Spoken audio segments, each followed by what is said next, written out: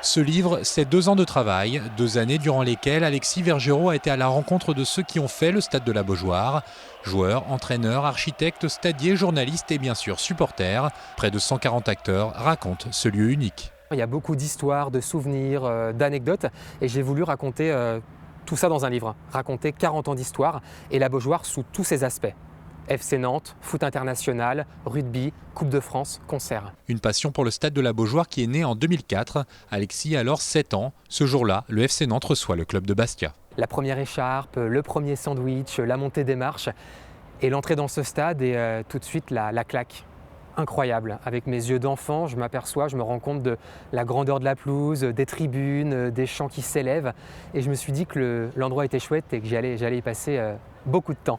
Et 20 ans après, je suis toujours fasciné quand j'entre dans ce stade, comme la plupart des passionnés et des supporters du FC Nantes. Et si aujourd'hui le public de la Beaujoire est considéré comme l'un des meilleurs du championnat de France, en 1984, quand les Canaries quittent Marcel Sopin pour leur nouveau stade, le public n'est pas encore au rendez-vous.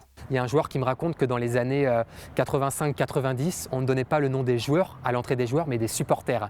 C'est un peu l'image pour dire qu'il y avait des matchs avec moins de 10 000 spectateurs. Et il va falloir du temps pour que la Beaujoire entre dans le cœur des supporters. On aura le titre de 95, puis celui de 2001, mais on n'avait pas encore l'ambiance qu'on a aujourd'hui.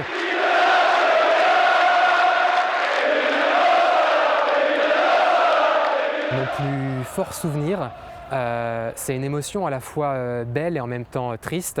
C'est en janvier 2019, le match hommage à Emiliano Sala. Ce soir-là, la Beaujoire, elle ressemblait à une cathédrale. Une ambiance jamais vue à la Beaujoire. De l'avant-match devant la Beaujoire, avec ses supporters, ce silence devant le stade. Et autour de moi, dans les tribunes, des gens en larmes. Et ce chant pour Sala, qui durant tout le match et qui retentit aujourd'hui à chaque 9e minute. Et c'est aussi ça un stade, c'est rendre hommage à toutes les personnes qui ont marqué l'histoire. 244 pages, 200 photos, 140 témoignages. Avec son livre « Il était une fois la Beaujoire », Alexis Vergerot nous raconte 40 années d'un des lieux les plus populaires et emblématiques du sport français.